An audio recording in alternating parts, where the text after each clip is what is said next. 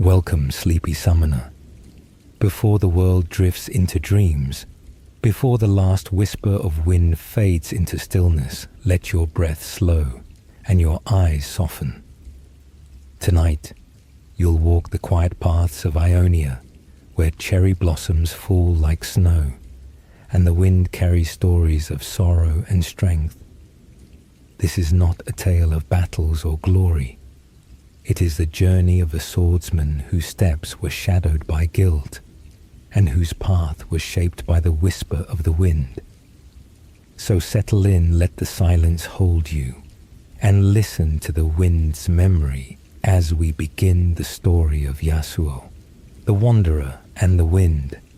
In the quiet embrace of an Ionian night, a lone swordsman rested by a dying campfire.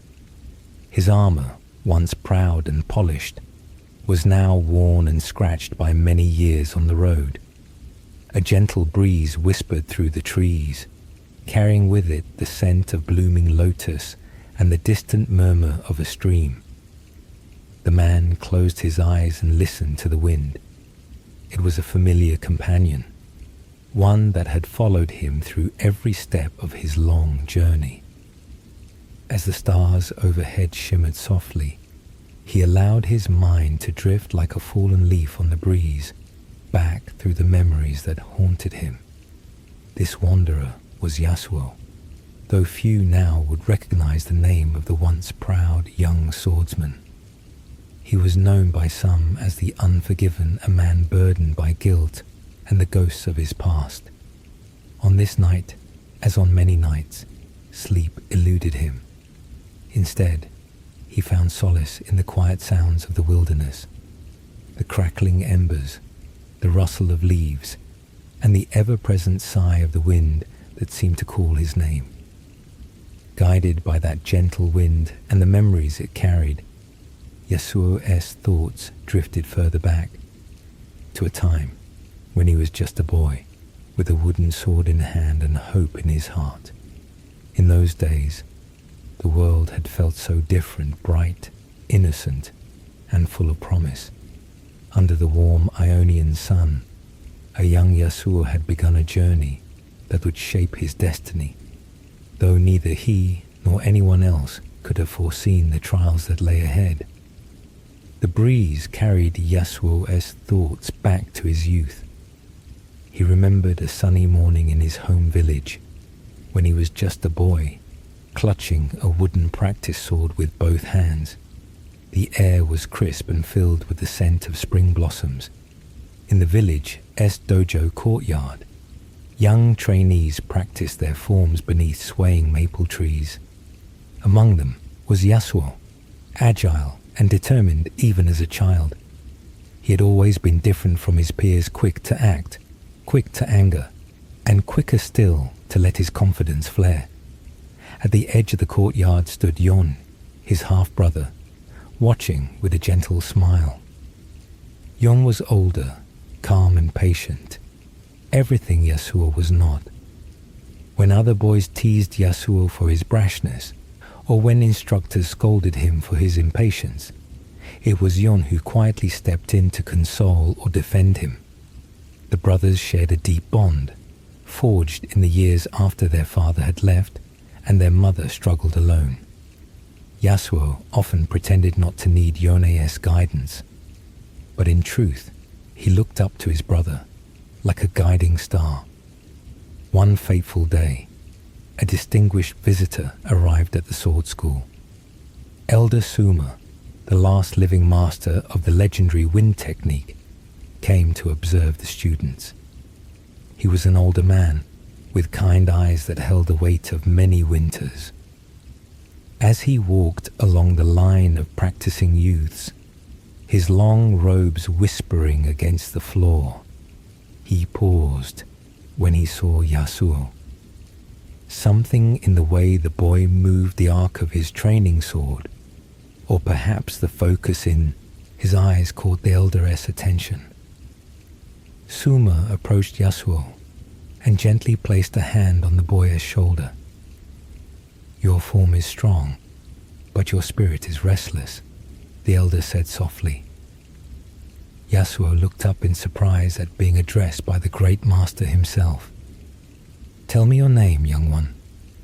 "Yasuo," he replied, chest swelling with equal parts pride and nervousness. The elder nodded. "Yasuo, I sense the wind stirs within you. With proper guidance, it could become a mighty storm or a gentle breeze at your command." There was warmth in Suma's voice, a promise of potential.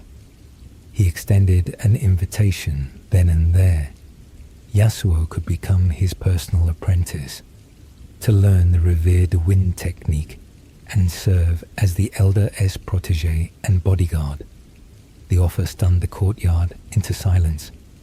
The other students, many older than Yasuo, watched with envy and amazement. Yasuo himself was taken aback. A mix of honor and doubt churned in him. True to his impulsive nature, he blurted out an answer he would soon question. I don't need special treatment," Yasuo stammered, bowing awkwardly. "I can train like everyone else. I haven't earned such an honor." A few gasps arose from those listening. To refuse Elder Suma was unthinkable, but Suma merely raised an eyebrow and gave a slow, understanding nod. "Humility is a virtue," he said calmly, "and pride can be a stubborn foe." "Very well, Yasuo. The offer stands, should you choose to accept it in time." With that, Elder Suma moved on, leaving Yasuo with a racing heart. The young swordsman hadn't fully understood why he declined. Perhaps he felt unready, or perhaps some prideful part of him wanted to succeed without special help. As whispers spread through the school about the elder's interest in him, Yasuo retreated to a quiet corner of the garden to think. By dusk, Yasuo still sat under a maple tree in turmoil. The sky had turned shades of orange and pink above him. He fidgeted with a fallen maple seed, a whirligig, with delicate wings rolling it between his fingers as he replayed the moment in his mind. Did I make a mistake? He wondered. The wind rustled the tree's branches as if to nudge him toward an answer, but Yasuo's pride and doubt wrestled inside him like two storm fronts colliding. It was Yone who found him there.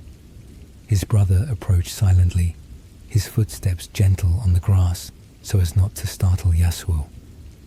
Without a word, Yone sat down beside him. For a long moment, they just listened to the evening breeze together. Finally, Yone spoke in his calm, steady way. "That was a bold thing you did," he said. Yasuo frowned, turning the maple seed over in his palm. "I wasn't trying to be bold," he murmured. "I just don't want anyone thinking I am getting special favors. The others already think I am arrogant." "And are you?" Yone asked with a hint of teasing, nudging Yasuo's shoulder. Yasuo almost protested, but sighed instead. "I just want to prove myself," he admitted in a smaller voice. "To show everyone I can be strong on my own." Yone nodded thoughtfully, watching the last of the daylight play through the maple leaves above. He held out his hand. "May I see that?" he asked, indicating the seed Yasuo was fiddling with. Curious, Yasuo placed the tiny seed in Yone's palm. It had two papery wings joined at one end, light as a feather.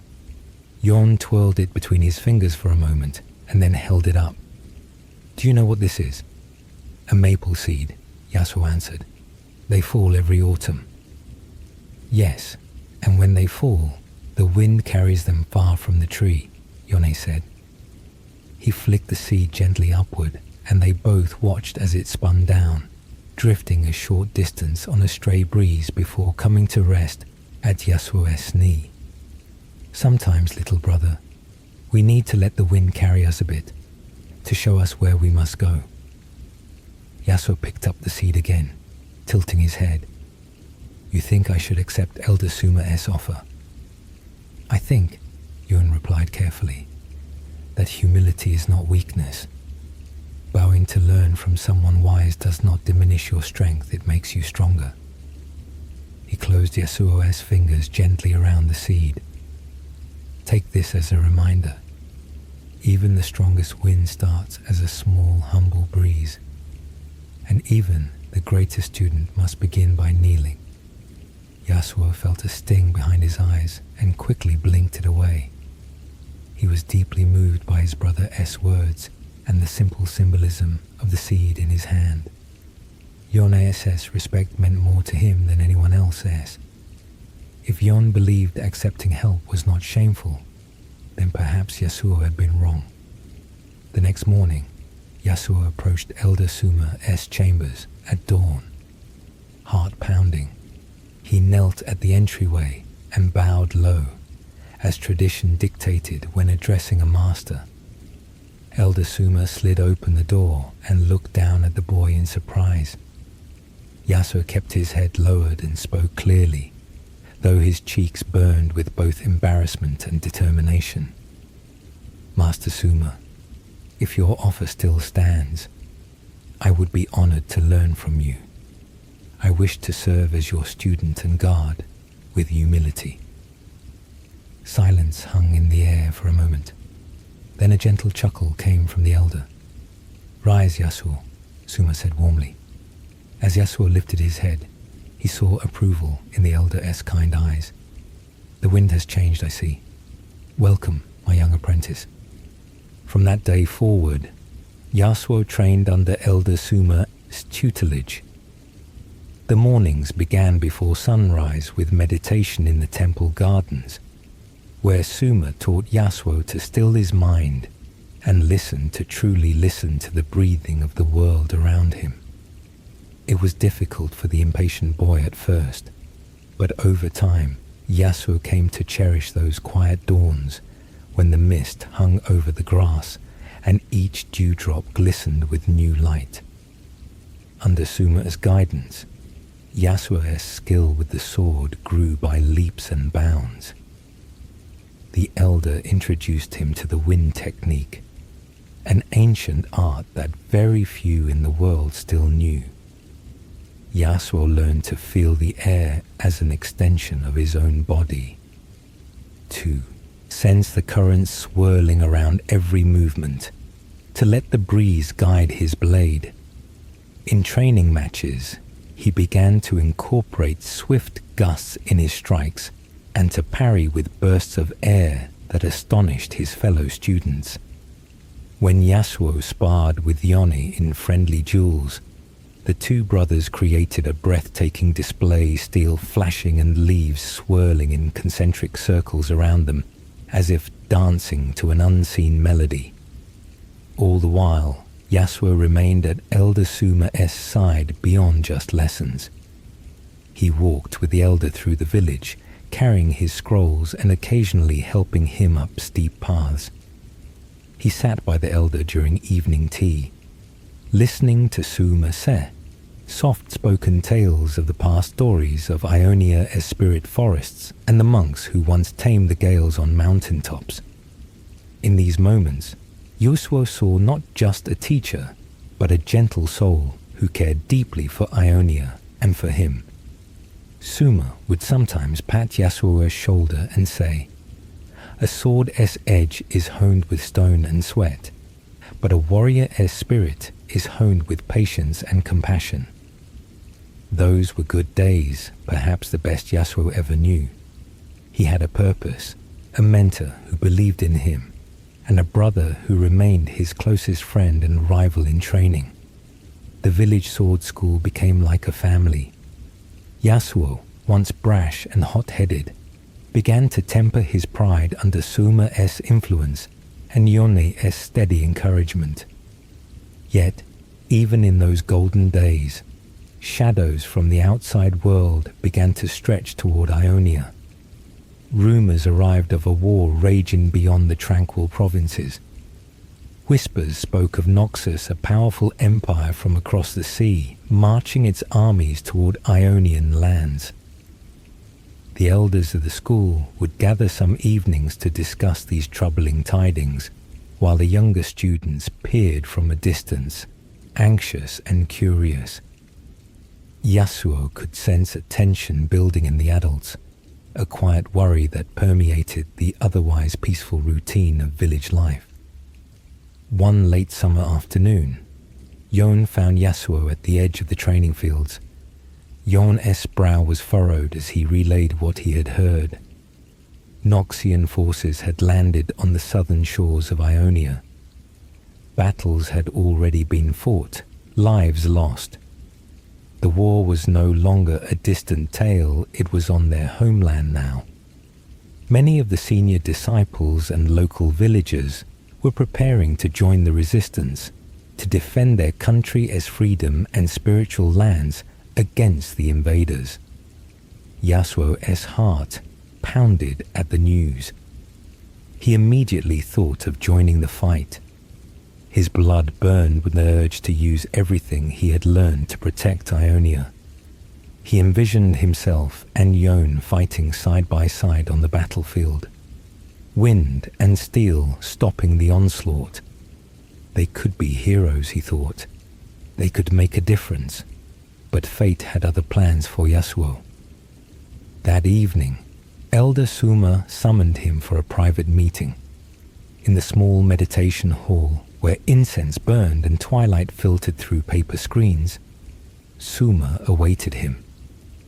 The old man's face was grave, illuminated by the soft glow of a single lantern. Yasuo knelt respectfully, trying to calm his racing thoughts. "The war reaches us sooner than I feared," Suma said, skipping any preamble. "Many of our students and friends will leave to stand against Noxus at the front. Yone and several others have already volunteered."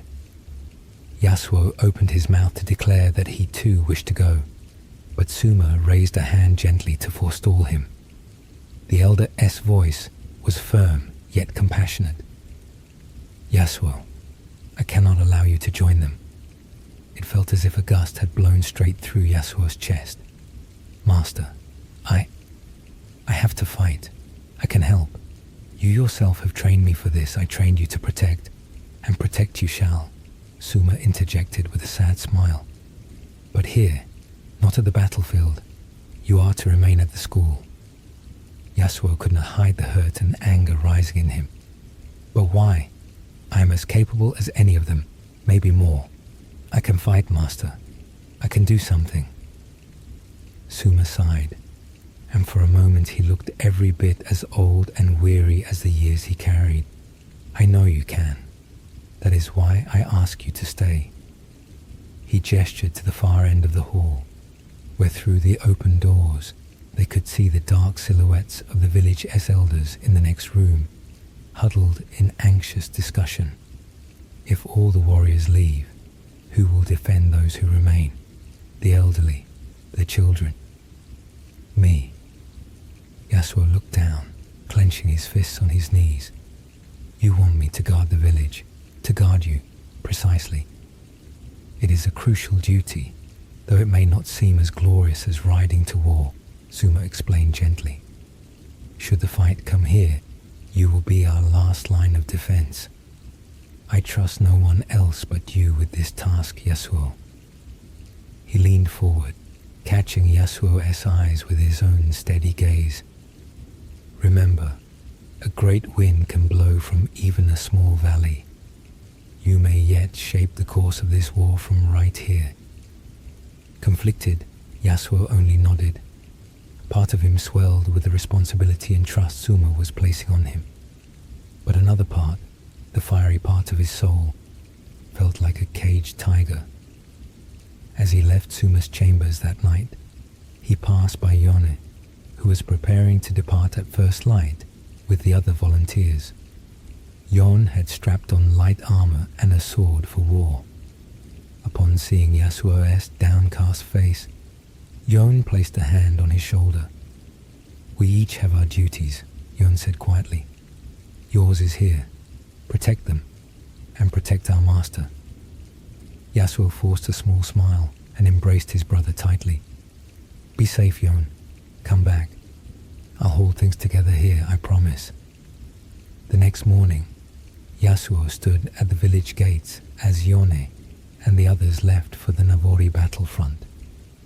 The rising sun glinted off their weapons and armor as they walked down the dusty road until the forest swallowed them from view.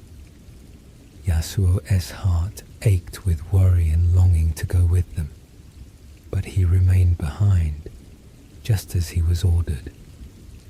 The village felt quieter with so many gone, an emptiness settling over it like an early autumn chill.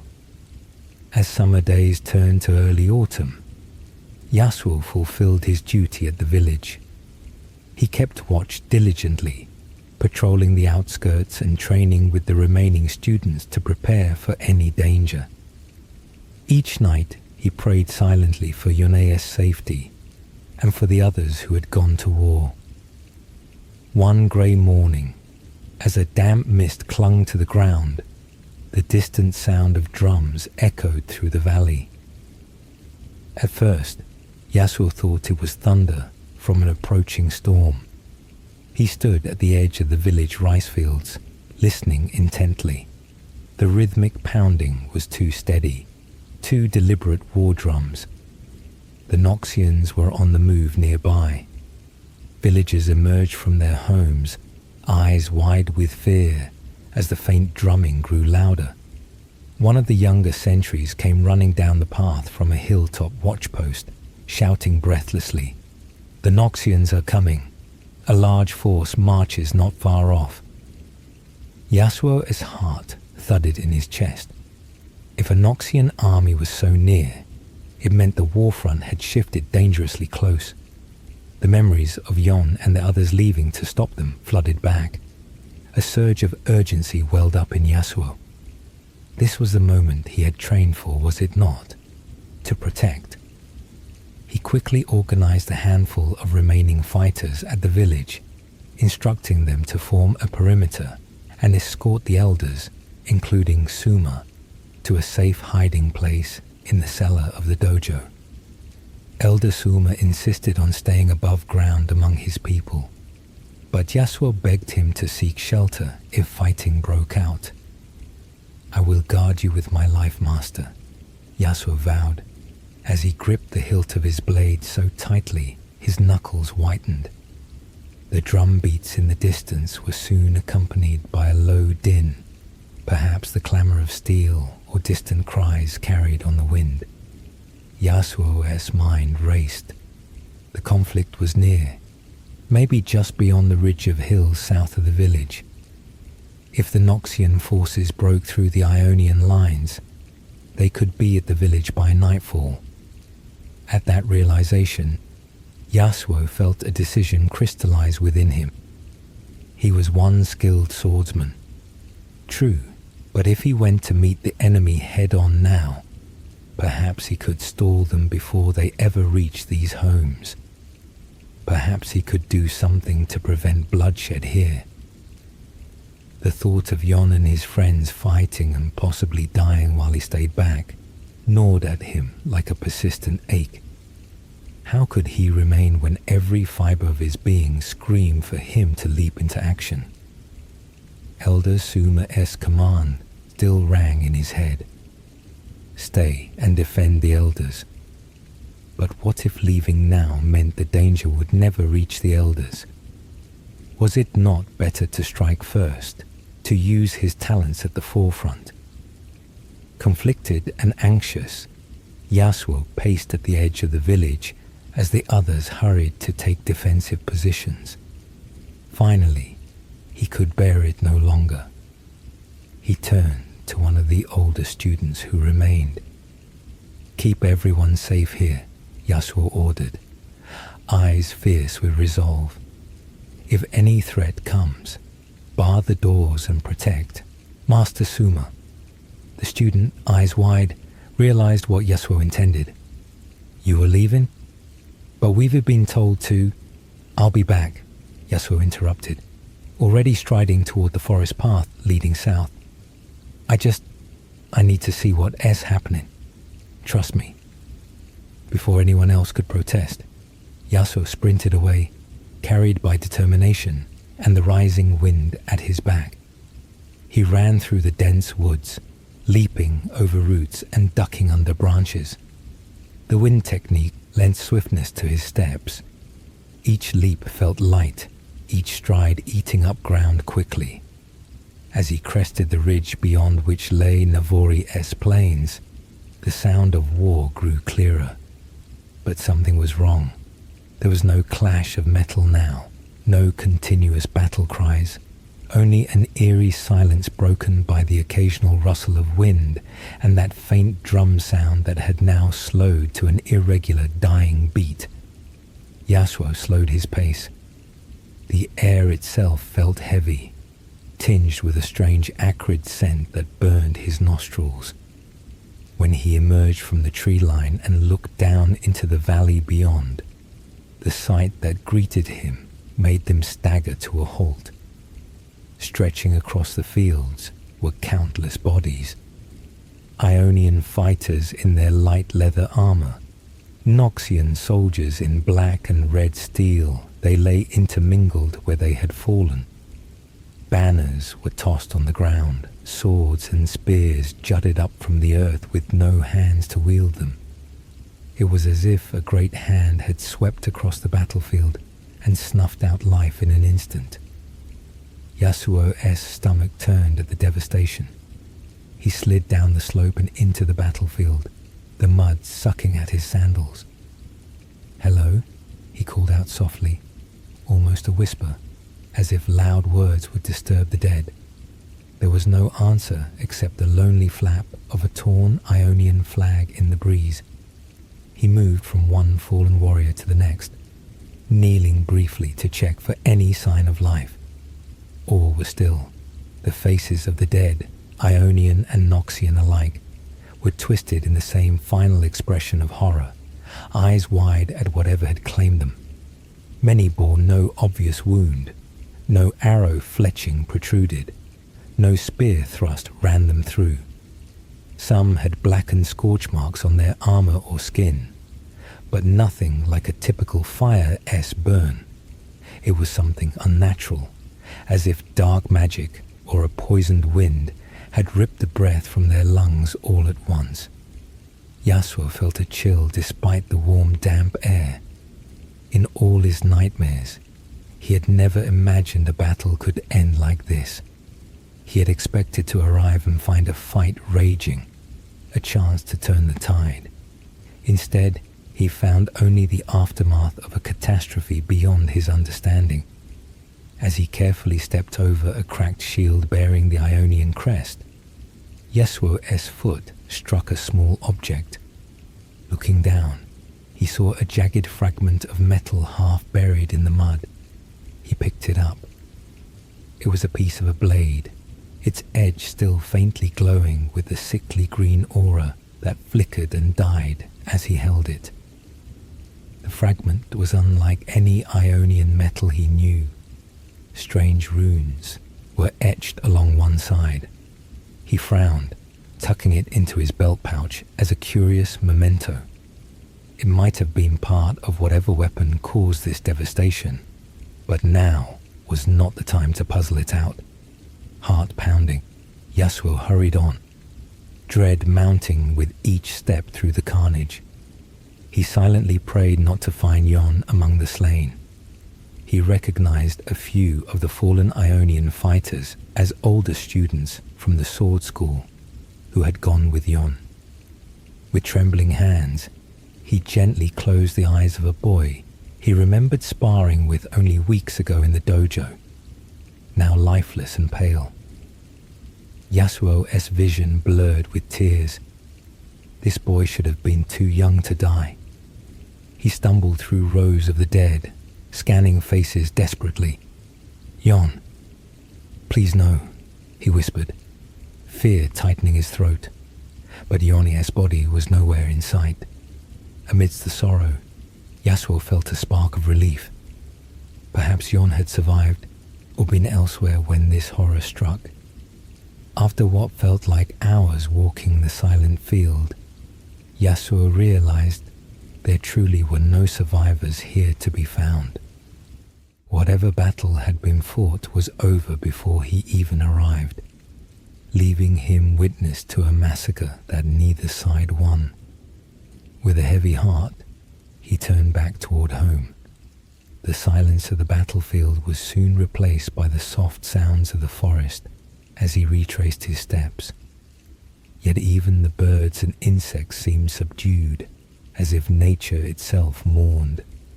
Yasuo moved with his head bowed, haunted by the thought that his village could have met the same fate had the strange devastation spread further. He wondered what could have done such a thing.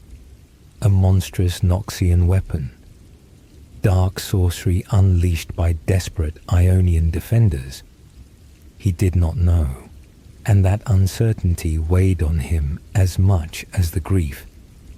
The afternoon sun was dipping low by the time Yasuo neared the sword school again. Exhaustion tugged at his limbs from the running and the shock of what he had seen.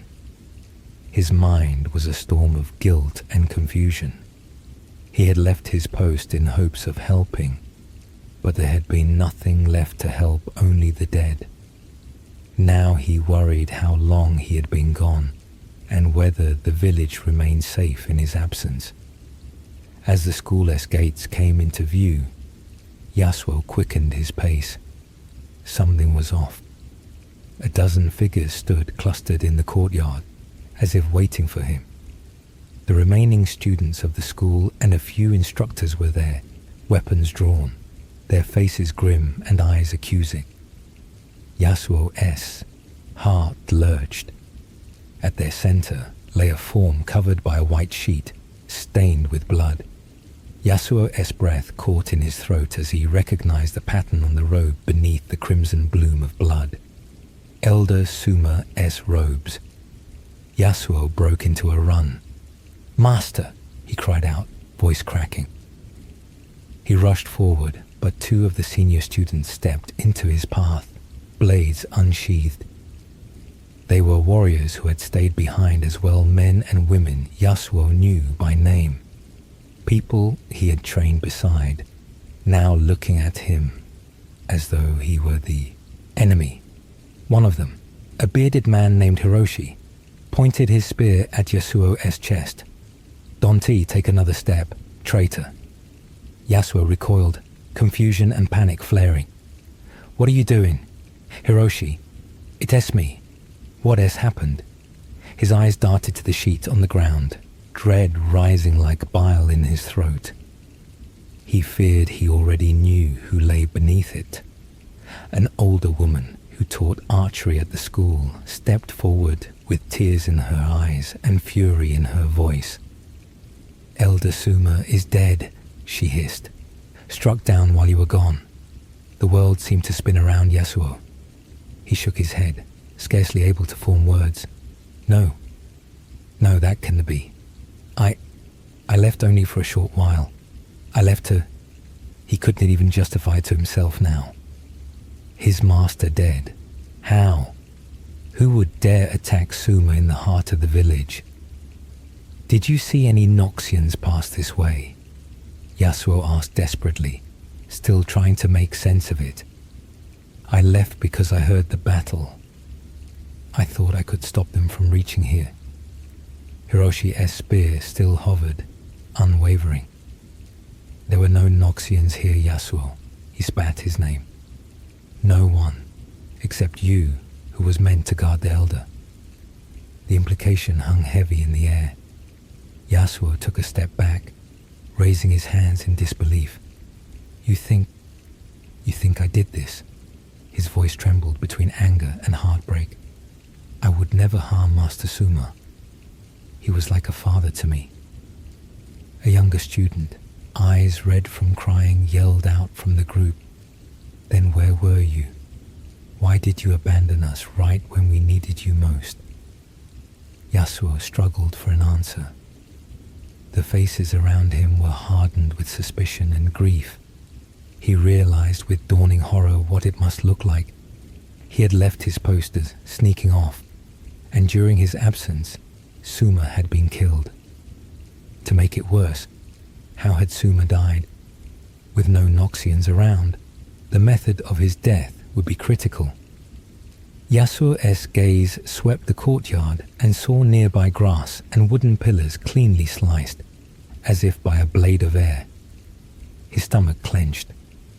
Suma had been cut down by a wind technique, and aside from Suma himself, who else knew the wind technique?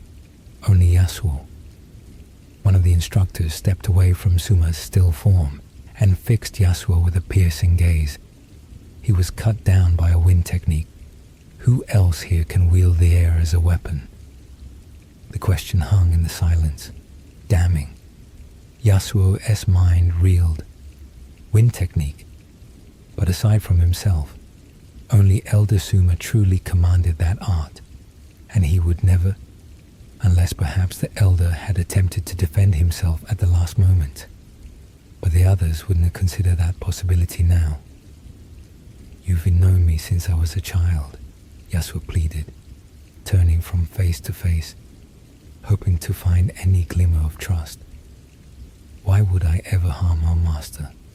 I loved him. A murmur of anger rippled through the group. Maybe the rumors of Noxian spies are true, one man growled. Perhaps you struck a deal, Yasuo.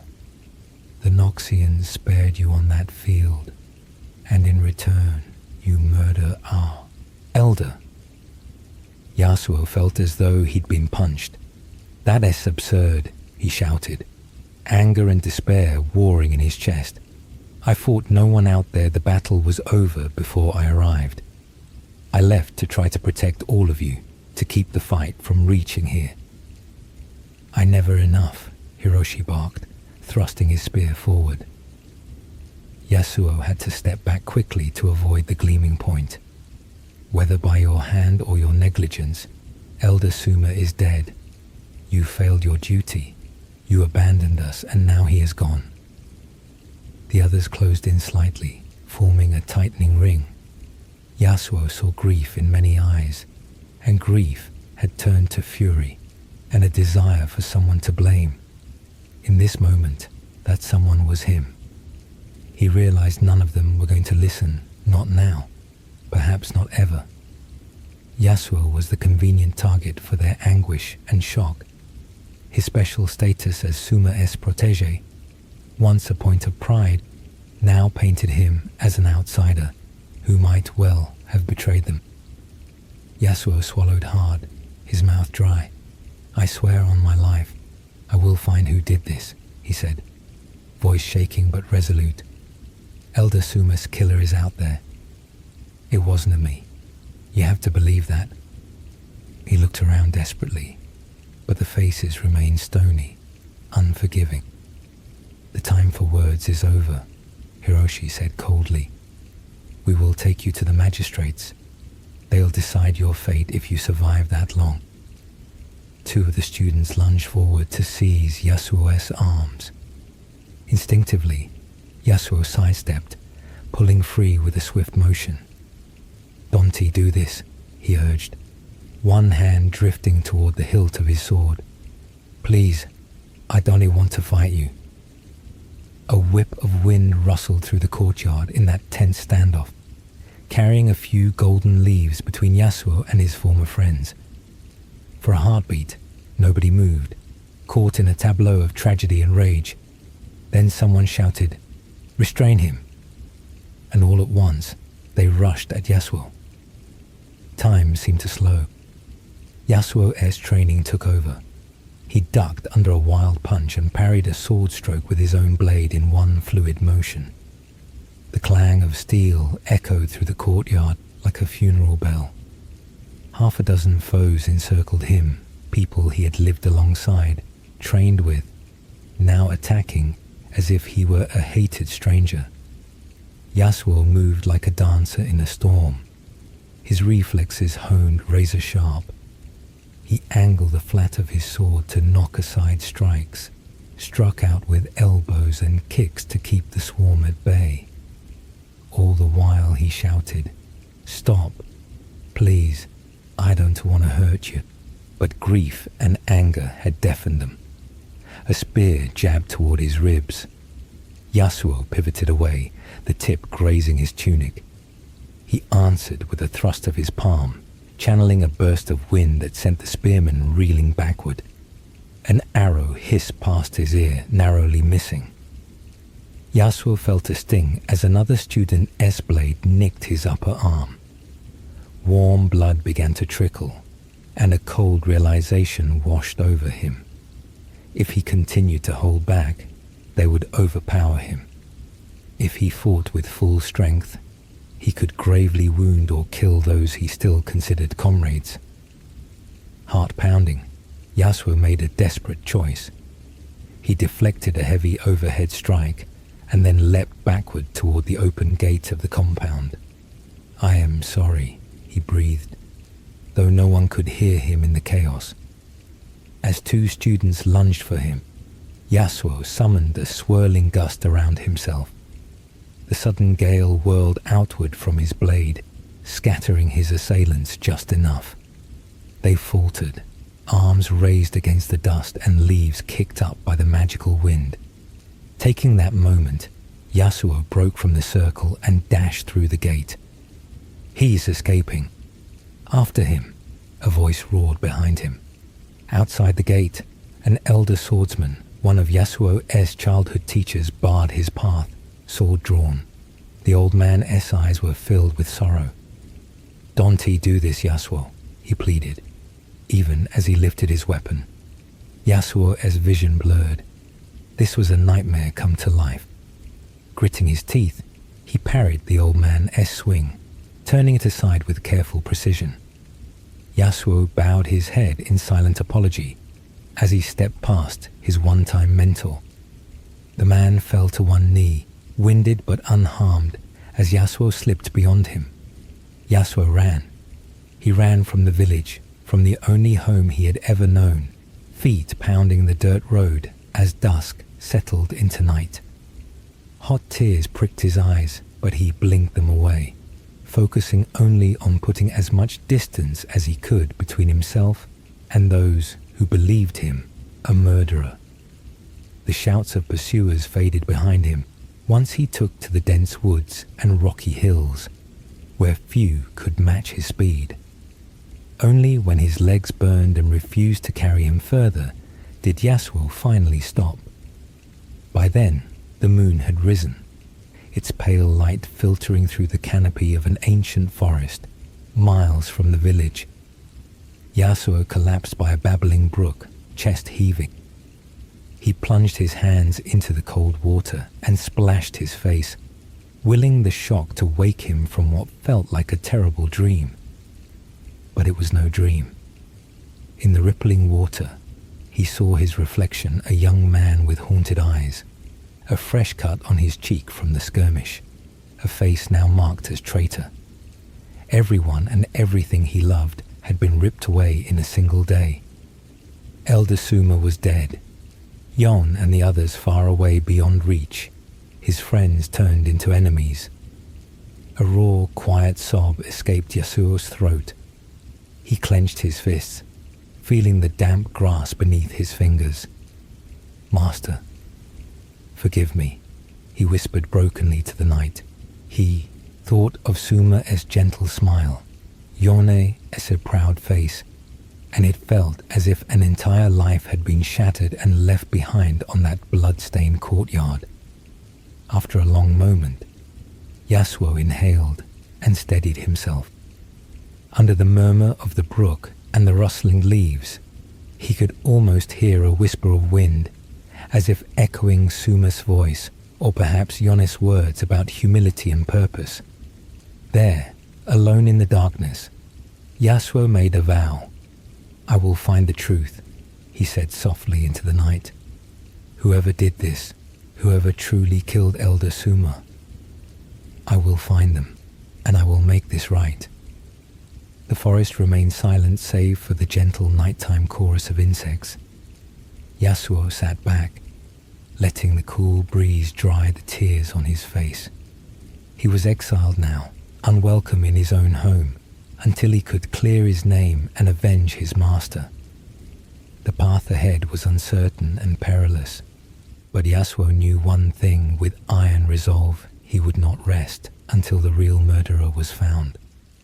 For days after fleeing his village, Yasuo wandered aimlessly through Ionia's wilds, driven only by the oath he'd sworn to find the truth.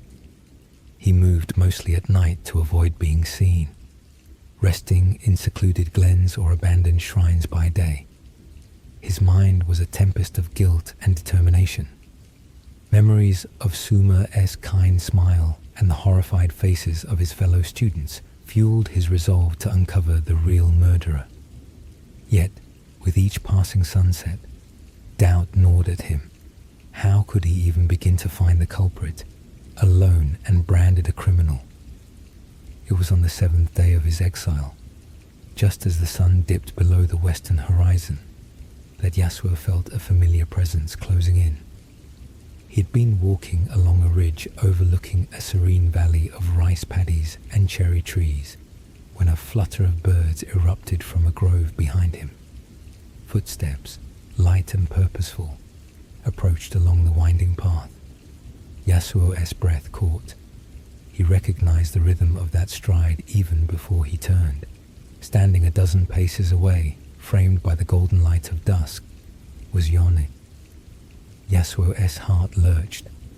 His brother's armor was dirtied by travel, and there was a deep sadness etched on Yone's face. The gentle brother Yasuo had known was now a stern figure wreathed in heartbreak and resolve. In Yone's eyes, Yasuo could see a storm of emotions: relief at finding his sibling alive, anguish at the circumstances, and a grim determination. For a moment, neither spoke. The cicadas in the fields below droned on, oblivious to the silent confrontation on the ridge. Yasuo opened his mouth, but no words came. What could he possibly say? He longed to run to Yone, to cling to him and sob out the whole awful story, to be the little brother seeking comfort. But the look on Yone's face stopped him cold. "Yasuo," Yone finally said, voice quiet and hoarse, "I've been searching for you." Yasuo swallowed, taking a small step forward. "Brother." Yone raised a hand, and Yasuo fell silent. "Do you have any idea what you've done?" Yone asked, sorrow and disappointment heavy in his tone. Yasuo felt tears burn in his eyes. "Yone, please, you have to believe me. I didn't kill Master Suma. I did leave my post, but only to protect the village, to try to stop the Noxians. When I came back," his voice choked off, remembering the scene. "It was too late. He was already, and they all thought..." He shook his head. "I would never harm our master. You know me." Yone's jaw tightened. "I know that you abandoned the one you were meant to protect," he said, each word like a dagger. "You swore to guard Elder Suma, and you left him alone." The accusation, plain and undeniable, hit Yasuo like a punch to the gut. "I thought I could help out there," he whispered. "I thought you thought only of your own glory," Yone snapped, anger flashing through his grief. "You thought you knew better than your duty." He took a step forward, resting a hand on the hilt of one of his swords. Yasuo noticed for the first time that Yone now carried two blades, one on each side of his sash, their sheath worn from use. Yone's knuckles were white where he gripped one handle. "I'm sorry," Yasuo said urgently, hands trembling. "I made a mistake, but I am not the murderer. I will find who did it, I swear." Yone's eyes searched his brother's face for a long moment. Yasuo hoped to see softening there, some trust. Instead, he saw tears welling in Yone's eyes. "It doesn't matter if you struck the killing blow or not," Yone said, voice thick. "Elder Suma is dead because you weren't there to protect him, because you thought of yourself first." He drew one of his swords with a steely ring. The council, the school, everyone believes you betrayed us. They demand justice. Yasuo felt a wave of despair. And you, what do you believe, brother? Yone's sword wavered slightly in the air between them. He faltered, the first hint of uncertainty crossing his face. I believe that whether or not you intended harm, you are responsible for Master S' death. You abandoned your post. The path you chose led to tragedy. Yasuo closed his eyes briefly, as if struck. He had no counter for that truth. It was his deepest shame given voice. Then what now? He asked quietly, though he could guess the answer by the way Yone squared his stance. Yone's shoulders straightened as though bearing a great burden. Now, Yasuo, I must do my duty to our master and our school.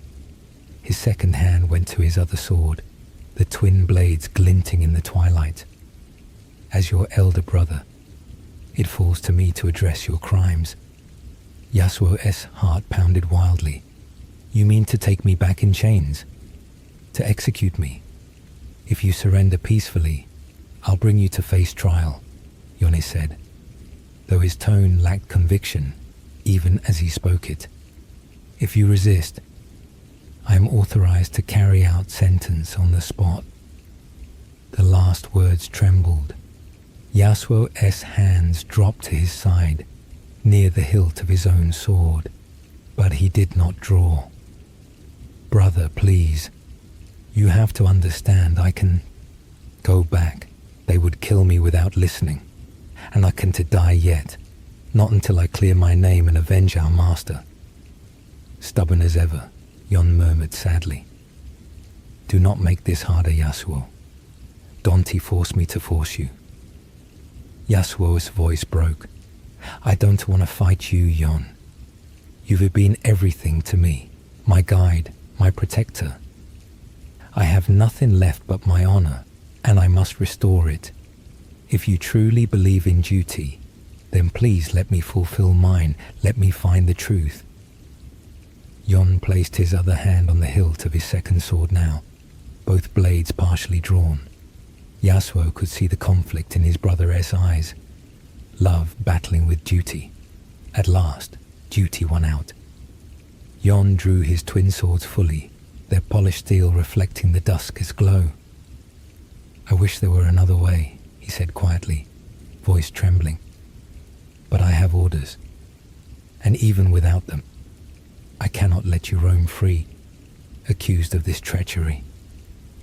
He raised both blades, adopting a stance Yasuo knew well, a balanced guard position Yone had used in dozens of their sparring matches. Except this time, his swords aimed at Yasuo in deadly earnest. As much as it pains me, Yasuo, I must bring you to justice. If you resist, I will do what I must. A gentle evening breeze wafted through the grass, carrying the scent of ripening rice and distant hearth smoke from some farmstead. It was a peaceful scene, belying the heartbreak about to unfold on that ridge. Yasuo slowly curled his fingers around the hilt of his sword. The weight of it felt heavier than ever. I'm sorry, Yone, he whispered, throat constricting, for everything. Yone gave a small nod of acknowledgement, as if also apologizing without words. Then, with a shuddering breath, Yasuo drew his blade. The clang of steel meeting steel rang out as Yone lunged, testing Yasuo's guard with a flurry of strikes. Yasuo parried desperately, the shock of each blow reverberating down his arms. Yone fought with a ferocity and precision Yasuo had rarely seen in their practice bouts. Each of Yone's twin swords came at him from different angles in perfect harmony, one high, one low, one thrusting as the other slashed. Yasuo had no time to think, only react. Sparks flew as their blades clashed in the dying light. They moved across the ridge in a deadly dance, feet kicking up dust and fallen leaves. Yasuo fought defensively, giving ground step by step, heart aching with every swing. Yone, please, he gasped between clashes. I don't want this, neither do I. Yone roared back, and Yasuo heard the tears in his voice. Still, Yone pressed on, relentless. A cut opened on Yasuo's thigh where one of Yone's swords grazed him. Yasuo hissed in pain, counter-attacking by instinct with a gust-enhanced slash of his own. A crescent of wind burst forth and forced Yone back a few paces, slicing a few stalks of tall grass clean in half. Yone steadied himself, breathing hard. He recognized that technique. It was one he had watched Yasuo perfect over years. "You've grown strong," he said, almost admiringly, through labored breaths. He held his swords in a crossguard, eyes narrowing. "But I will not falter." They clashed again. The quiet valley below took on an ominous hush, as though even the crickets held their breath. The only sounds were the grunts of effort and the sharp ring of metal on metal. Yone found an opening, and his blade nicked Yasuo's shoulder. Yasuo retaliated with a swift riposte that cut a shallow line across Yone's forearm. Blood stained their clothes, crimson under the silver moon now rising. As the duel raged, Yasuo's mind raced. Could he disarm Yone somehow, end this without a fatal blow? But Yone was too skilled and too determined. He would not stop unless incapacitated or worse. And Yasuo realized with despair that Yone was fighting not only with skill, but with a conviction of righteousness. It gave his brother an unyielding strength. Meanwhile, Yasuo's strikes were hesitant, his heart not fully in them, shackled by love and remorse. A part of him would rather die than harm Yone, but another part, the survivor in him, refused to lay down his life when so much remained undone. Their swords met and bound together, each brother pushing against the other's guard with locked hilts. They stood face to face, breath mingling in harsh gasps. Yasuo's eyes brimmed with tears as he stared into Yone's anguished face. "I never meant for any of this," Yasuo rasped. Yone's expression softened for just a heartbeat, as he looked at the little brother he'd raised and guided for so long. Perhaps he too remembered the days under the maple tree, or the nights they whispered childhood dreams under the covers. His grip slackened almost imperceptibly, conflicted by love. In that fleeting moment, fate struck. Yasuo felt the wind coil around him, responding to his desperation. It whispered in his ear, urging action. Without consciously willing it, Yasuo channeled all his pain and regret into one final technique. He sidestepped and swung his blade in an upward arc, while unleashing a gale-empowered strike. It was a move Elder Suma had once forbade him from using in practice for its lethality. Yone, caught off balance by his own hesitation, couldn't fully dodge. The arc of wind slashed upward between them, and Yone gasped, a blossom of red appearing on his torso. His sword slipped from his hands as he staggered back. For an eternal second, both brothers were still. Yasuo remained in his ending stance, arm extended, blade quivering in his grasp. He watched in horror as Yone dropped to his knees, one hand pressed to the deep wound across his chest. "Yone." "No," Yasuo whispered, voice breaking. He rushed forward, catching Yone as he slumped. They sank to the ground together. Yasuo cradled Yone in his arms, panic rising like a tide. Blood stained Yone's tunic and Yasuo's hands. Under the pale moonlight, Yone's face was already growing ashen. "Brother, why?" Yone coughed, a rivulet of blood at the corner of his lips. Yet his gaze on Yasuo was not angry, only unbearably sad. "It seems I have failed you, after all."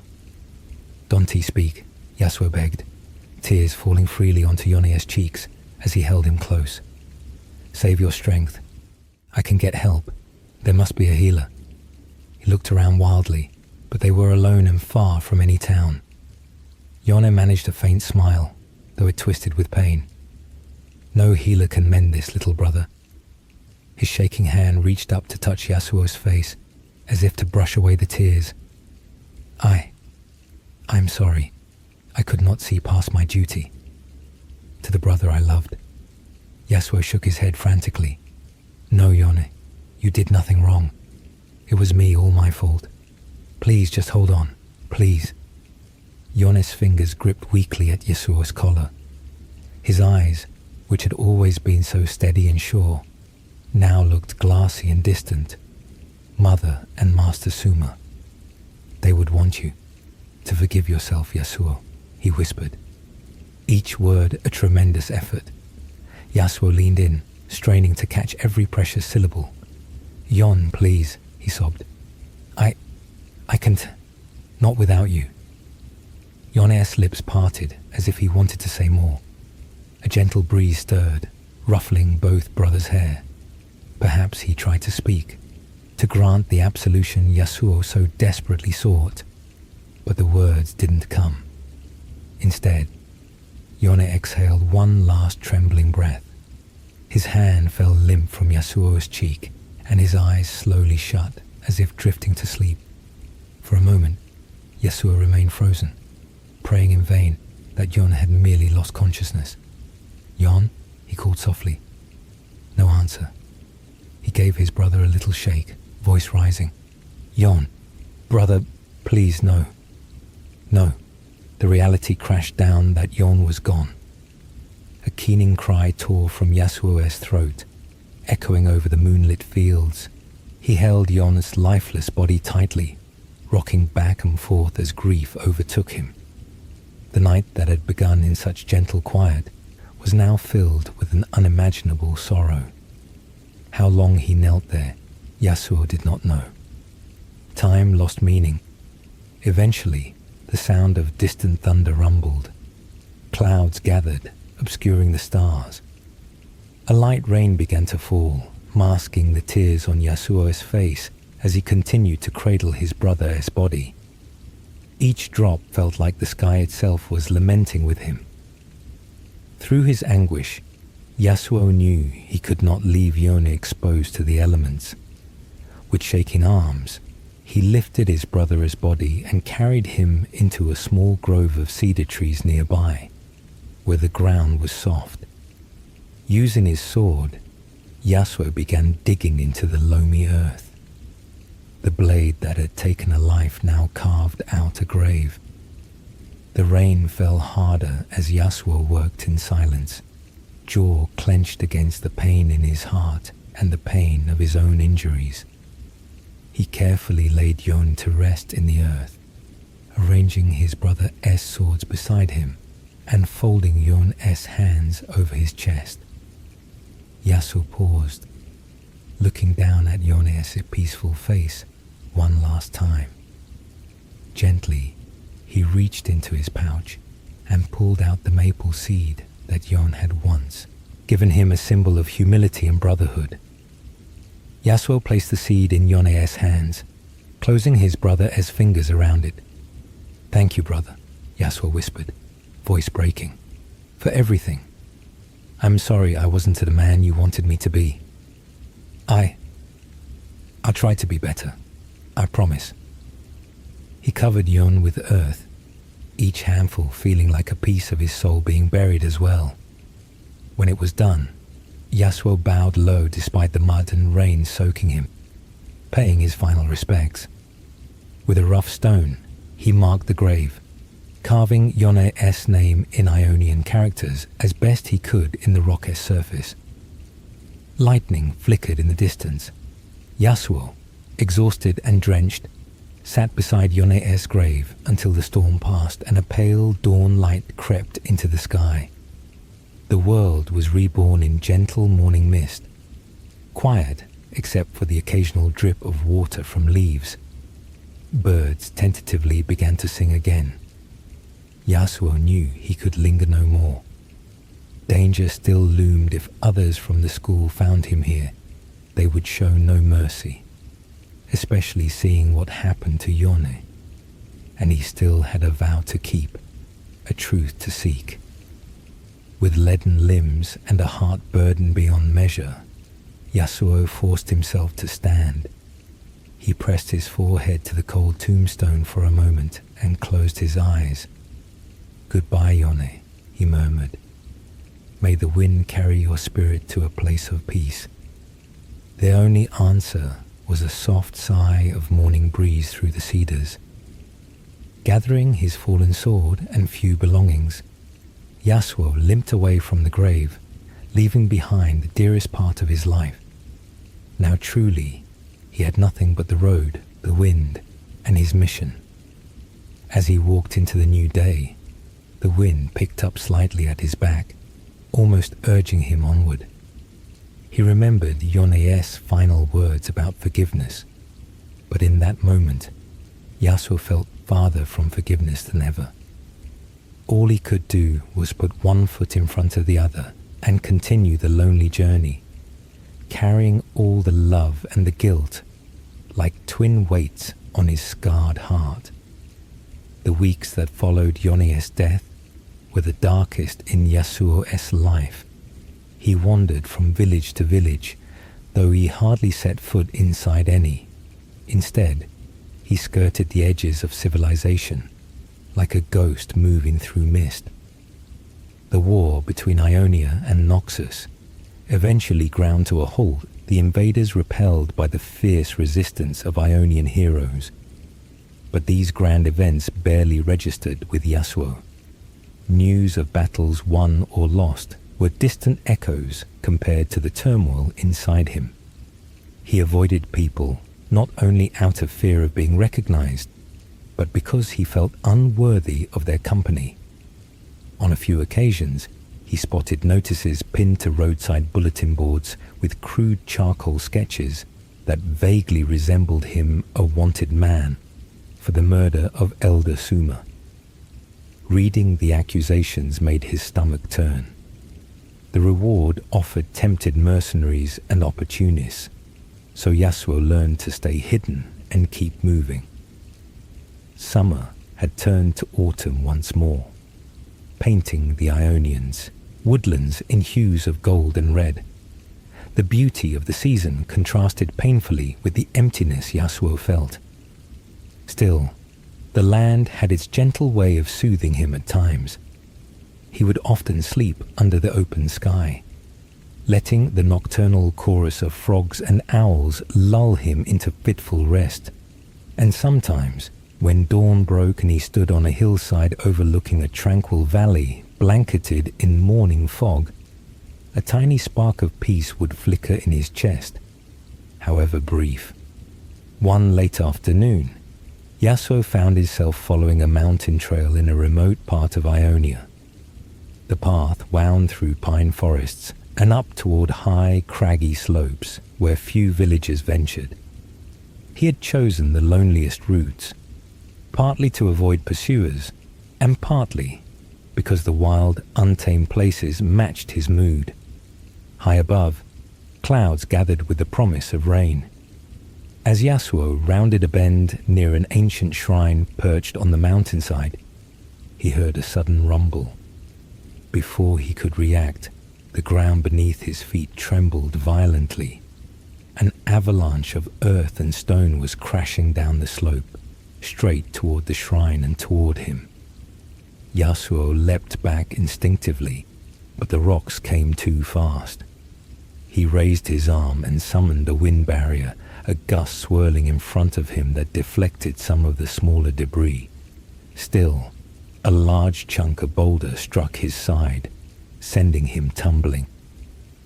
Dust filled the air, and pain shot through his ribs as he came to rest against a fallen log. Coughing and blinking through the haze, Yasuo realized the entire shrine had collapsed in the landslide. He had been meditating there moments before, seeking a rare moment of calm. Now rubble littered the ground. As the dust cleared, he spotted a figure scrambling down the slope toward him. It was a girl, no, a young woman, perhaps 15 or 16 years old. She wore travel-worn clothes of unfamiliar style, with a shawl of woven wool draped around her shoulders. Her dark hair was short and windswept, and her tan skin marked her as someone from far beyond Ionia's shores. What caught Yasuo's attention most were her eyes, large, worried, and filled with tears. "I'm so sorry," the girl called out as she skidded to a stop beside him. Her accent was lilted, foreign yet gentle. Before Yasuo could protest or ask anything, she was tugging at him. "Are you hurt? Please, can you stand?" Yasuo groaned softly, but managed to sit up. "I'll live," he said, though pain lanced through his side. He looked at the stranger warily. "Who are you? What happened?" She flushed with shame, averting her eyes. "My name is Talia," she said softly. "That was me. I mean, it was my fault. I didn't know anyone was at the shrine, I swear. I was practicing." Her voice cracked, and she bit her lip. "Practicing controlling my magic. Sometimes the earth, it just responds too strongly." Yasuo inhaled slowly, trying to push down his irritation and the sting in his ribs. He had encountered magical mishaps before, especially among Ionia's many acolytes and mages in training, but this girl was clearly not Ionian. "You were not from around here," he muttered, examining her attire and accent more closely. Talia shook her head, tears threatening to spill. "I am from Shurima," she said. "Far to the west, across the sea. I never meant to cause any harm. I was just trying to practice away from people, so I wouldn't hurt anyone." She bowed her head deeply, a gesture of apology. "Thank you for shielding against the rocks. If you hadn't tea, I might have..." She choked on the thought. Yasuo sighed, the initial adrenaline ebbing. Though he was in pain and the shrine he'd been at was destroyed, one look at Talia's remorseful face melted his anger. She was barely more than a child, and clearly struggling with powers she didn't fully control.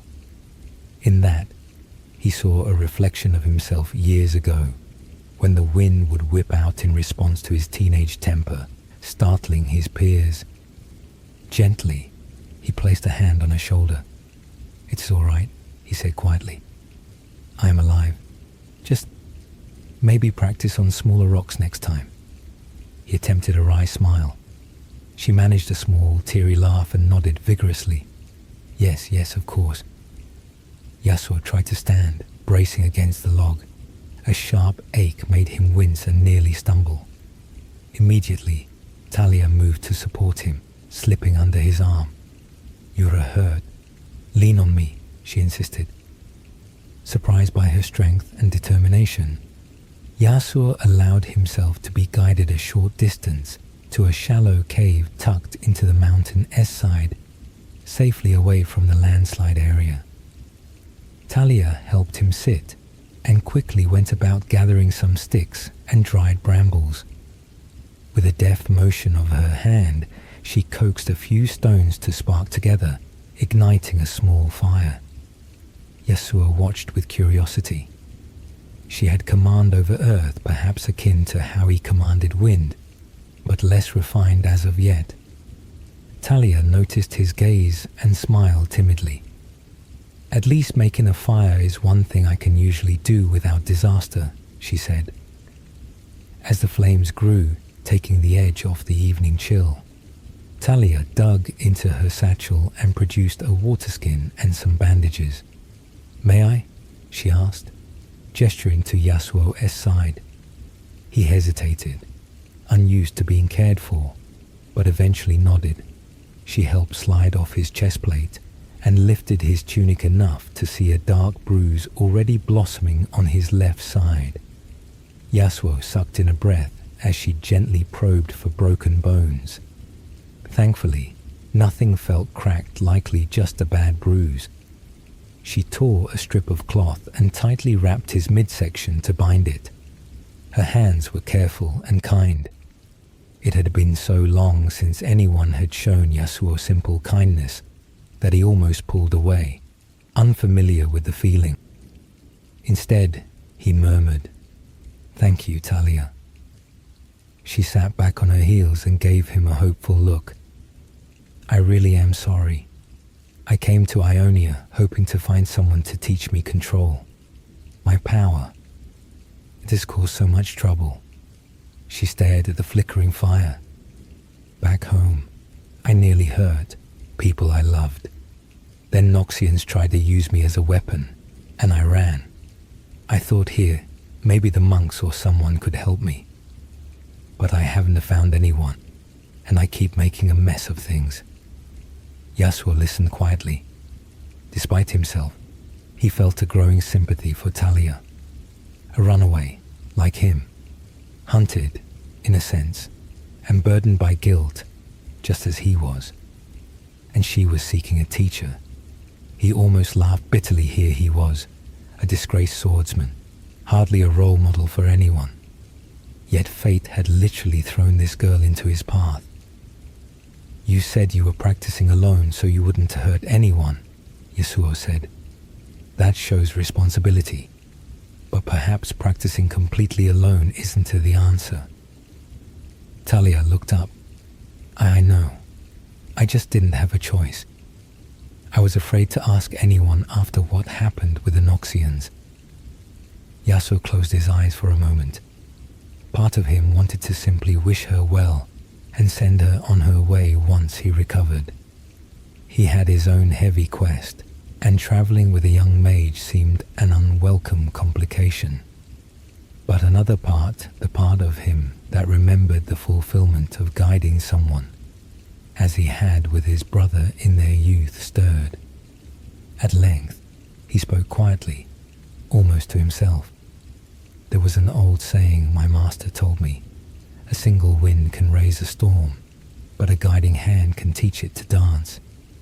He opened his eyes and met Talia's hopeful gaze. If you need a teacher, I might be able to help, at least for a little while." Talia's eyes widened in surprise. "You did do that?" "Truly." She sat forward, face lighting up with cautious excitement. "I have some experience with elemental magic," Yasuo said wryly, allowing a small swirl of air to twine around his index finger. "Different element, but the principles of control and discipline might be similar." He offered a more genuine smile this time. "And I could use some company on the road." In truth, he wasn't sure why he'd said it. Maybe it was to atone in some small way for the people he had failed to protect. Maybe it was loneliness. Or maybe, just maybe, he saw in Talia a chance to do something good again, something his master would approve of. Talia grinned, a spark of life returning to her expression. She extended her hand as if sealing a pact. "I would be honored to learn from you. I'm sorry. I don't even know your name." "Yasuo," he answered, taking her hand in a firm, friendly shake. Her eyes widened slightly. "Yasuo," she repeated. There was a flash of recognition. Perhaps Noxian rumors of the fugitive wind swordsman had reached her ear, but she politely did not bring it up. If anything, her grip only tightened, as if she understood there was a troubled story behind the name and accepted it. "Thank you, Yasuo. I want to let you down." Thus began an unlikely partnership. Over the next several weeks, the two traveled together. Yasuo led them through backroads and hidden paths he had come to know, keeping them away from large towns where he might be recognized. In quiet meadows and along riverbanks, they practiced daily. With measured patience, Yasuo taught Talia breathing techniques, focus drills, and ways to sense the flow of her magic the way he sensed the currents of the air. At first, progress was slow. Talia's power was raw and immense when she was emotional or afraid. The ground would still sometimes shake or stones would jut out unpredictably. During those moments, Yasuo would calmly talk her through it, much as Elder Suma had once done for him. "Steady," he'd gently say. "Feel the earth, but don't try to grip it too tight. Let it move with you, not against you." In turn, Talia listened with earnest determination. She was bright and eager, quick to laugh at her own mistakes and quick to try again. Her youthful optimism was a balm to Yasuo's wounded spirit, though he resisted admitting it for a time. She would chatter about her homeland, describing endless deserts of golden sand, nights full of stars, and the warm laughter of her nomadic tribe around campfires. She even talked about the rare waters that flowed in spring, painting images of rushing rivers through canyons which her people followed, and the annual festival where she danced with her village beneath the full moon. Yasuo found himself chuckling at some of her tales, the first genuine laughter he had felt in a long while. In those moments, traveling under the dappled light of forests or resting by the fire at night, he almost felt like a normal man again, not a fugitive or haunted swordsman. He even caught himself humming an old Ionian lullaby one evening while whittling a piece of wood. Talia had perked up and asked him to teach it to her, and they ended up quietly singing the tune together by the fire, her voice lilting in harmony with his low hum. One crisp morning, they came upon a clear blue lake reflecting the sky like a mirror. Talia decided it was a perfect place to refine her stone weaving. She practiced lifting small rocks from the shore and making them skip across the water's surface. At first, her rocks tended to either launch like cannonballs or plop straight down. But with Yasuo's coaxing and many fits of giggles from Talia at her own errors, she gradually found a gentle control. By midday, she could make a pebble glide across the lake, touching the surface 5, 6, even 7 times before sinking. Ecstatic, she jumped up and clapped. "Did you see that one? 7 skips." Yasuo, leaning against a nearby willow tree, nodded with a proud smile. "I saw. Well done." He tossed her a water skin for a drink. Talia beamed as if he had given her high praise. In moments like that, Yasuo felt a stirring of purpose in his chest. He was doing something worthwhile, helping this young soul to master her gift, to avoid the mistakes he once made. And in turn, Talia's companionship gently eased the weight of his loneliness. She never pried into his past, but sometimes, by the evening fire, she would speak in a roundabout way that let him know she was there to listen if he needed. "My grandmother always said burdens are lighter when carried by 2, she remarked one night, eyes on the sparks drifting upward. Yasuo had remained silent, but the sentiment touched him. Still, Yasuo did not reveal much of his story. He never spoke of Yone or Suma directly, yet he did pass on some of the wisdom they had given him. When Talia grew frustrated with herself, for instance, if a practice went poorly, Yasuo would recall Elder Suma's teachings. "A rock and a seed," he told her once, as they rested on the hillside. "Do you know the difference? A rock is hard, unyielding. It may seem strong, but it cannot change. A seed, though small and fragile, grows. It adapts, pushes gently through stone and soil until it becomes a mighty tree. Be the seed, Talia. Be patient, and you will grow." She had listened intently and then nodded. "Be the seed," she repeated thoughtfully. Their journey was not without peril. One evening, as they took shelter at a roadside inn, a rarity, but rain had forced them to seek a roof. Trouble found them. A trio of rough-looking Ionian men in the common room kept casting glances at Yasuo. It wasn't long before one approached, hand on the hilt of a short sword, eyes narrowed with recognition. "You re Yasuo, aren't you?" the man growled under his breath. "The traitor who killed Elder Suma." The room grew quiet as the inn's few patrons sensed danger. Yasuo subtly shifted to place himself between the stranger and Talia. He said nothing, but his silence was answer enough. The man sneered, gesturing to his companions to surround Yasuo. "There's a bounty on your head, Windman, dead or alive." His comrades drew blades. Talia tensed beside Yasuo, her eyes darting in alarm. Yasuo felt a mix of weariness and protectiveness surge through him. He had hoped to avoid fighting, especially in front of Talia. But the world was not so kind. The scuffle was brief but intense in the confined space of the inn. One bounty hunter lunged, and Yasuo parried, the clash of steel echoing among overturned tables. Another swung a club, only to have the wind knock him off balance as Yasuo deftly sidestepped. When a third man advanced toward Talia, dagger raised, the girl reacted instinctively. She thrust out her palm with a cry, and the wooden floorboards beneath the man erupted upward, sending him sprawling backwards in a shower of splinters. Together, Yasuo and Talia disarmed their assailants.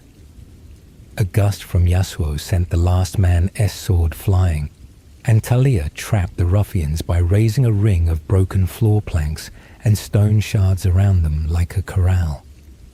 They howled in fear, not expecting such power from a slip of a girl. Yasuo tossed a few coins to the trembling innkeeper for damages, then hurried Talia out into the rainy night before more trouble arrived. As they caught their breath in a grove of trees beyond the village, Talia looked shaken.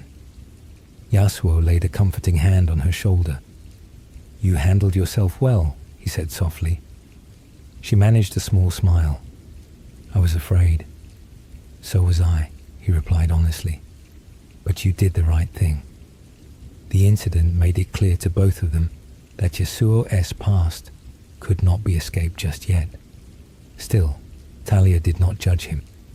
If anything, she seemed to trust him more, having now seen with her own eyes that whatever his alleged crimes, he was a man of honor and compassion.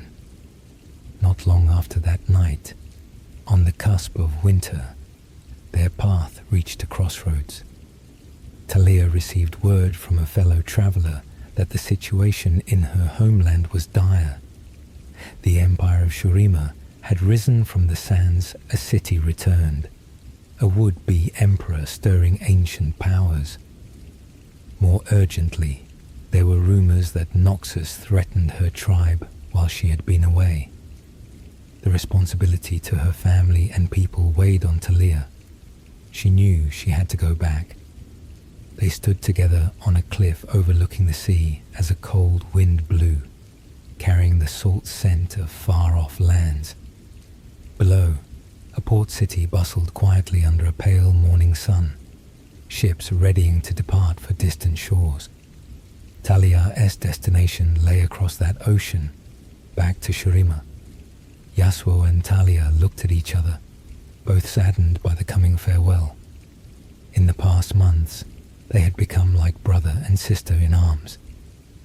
Talia's eyes glistened. I wish you could come with me," she said. "My people would be safer with you there, and I would feel braver if my teacher were by my side." Yasuo felt a tug in his chest. The idea of leaving Ionia, leaving all the pain behind, and starting anew elsewhere was tempting. But he gently shook his head. "My path lies here, Talia. I still have..." Things I need to resolve. She nodded, wiping a tear. I understand. The people who accused you, you want to prove them wrong, don't you? And make sure no one else gets hurt because of what really happened, Yasuo said, thinking of the true killer still unknown to him. I have to find the end of that story before I can start another. Talia stepped forward and, to Yasuo's surprise, wrapped him in a tight hug. He hesitated only a moment before returning the embrace. It felt wholesome and warm, a reminder that despite everything, he was capable of earning friendship and trust. "Thank you, Yasuo," she whispered. "You showed me how to dance with the earth, how to believe in myself. I won't forget." "And thank you," he replied softly. "You may not realize it, but you helped me remember what it is like to care again, to have hope." She pulled back, smiling bravely through her tears. From the edge of her woolen shawl, she began to unravel a long, thin thread of yarn. It was dyed a soft reddish brown, the same color as the patterns on her tribal tunic. Carefully, Talia wound the thread and then tied it securely around Yasuo's wrist, as one might tie a bracelet. "This is from the first garment I ever wove," she said. "My mother taught me when I was little. It is not much, but it is a piece of home, of my family's craft. I want you to have it." Yasuo looked at the simple strand of wool now adorning his wrist. He was deeply moved by the gesture. "I'll keep it safe," he promised. With a gentle smile, he added, "My hair has gotten long on the road. I think this will make a fine tie for it." He gathered his unkempt dark hair and looped the wool thread around it, tying his ponytail back. The red-brown thread contrasted with his black hair, a small bright line of color symbolizing the connection he now shared with this young stone weaver. "It suits you," Talia said, pleased. A horn sounded from the docks below the ship Tsushima was preparing to sail. Talia took a step back toward the path leading down to the port. "Will we meet again?" she asked, almost a plea. Yasuo gave a slow nod. "I have a feeling we will. The world is round after all. Winds that blow apart can also bring together." He touched the thread in his hair. "No matter where I go, I'll carry a part of Shurima with me now. And if ever you need me, I'll try to find my way to you." Her smile brightened at that. With one last wave, Talia turned and began jogging down the winding trail toward her ship, a new confidence in her stride. Yasuo remained on the cliff, watching until her small figure disappeared into the bustle of the harbor. A profound mix of melancholy and pride swelled in him. He'd protected and guided someone, and in doing so, had slightly redeemed himself in his own eyes. He whispered a safe travel blessing to the wind, hoping it would reach her sails. When the Shuriman's ship had vanished over the horizon, Yasuo finally tore his gaze away and looked down at his side. His sword still hung at his hip, as it ever did, but now, right beside it, dangled the loose end of Talia's thread from his hair, swaying gently in the breeze. He touched it and took a deep breath. It was time to finish what he had started. Renewed by the purpose he had briefly found in mentoring Talia, Yasuo felt his resolve harden to uncover the truth behind Elder Suma's death. He knew by now, from travelers' gossip and his own suspicions, that a Noxian exile named Riven was somehow connected.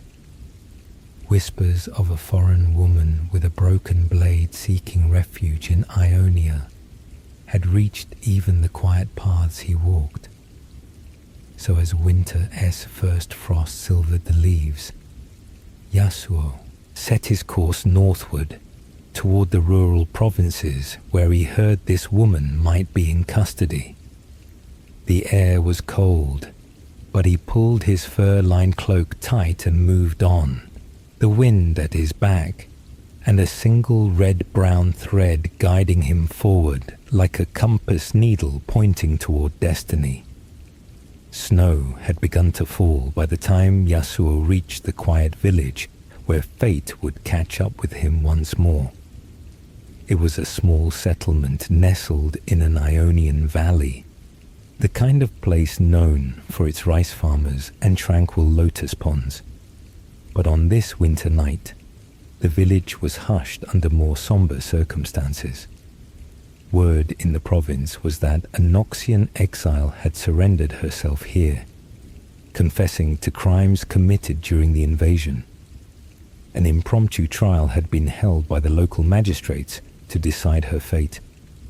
To Yasuo, it sounded like a chance at answers, perhaps the only chance he would get. He arrived just after nightfall. The streets were empty, save for a few lanterns swaying gently in the cold breeze, casting warm orbs of light onto the freshly dusted snow. Following murmured directions from a cautious villager, Yasuo found the council hall at the village center. It was an old wooden structure with ornate carvings of cranes and cherry blossoms along its eaves.